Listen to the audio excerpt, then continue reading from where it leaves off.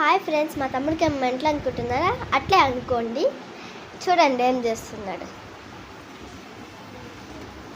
Hi friends, ఎలా ఉన్నారు? ఇదే అండి మన వానపురుగు. చూడండి వానపురుగుని ఎట్లా హింసిస్తున్నాడు. మీలో ఎంతమంది వానపురుగుని చూసారో కామెంట్ చేయండి.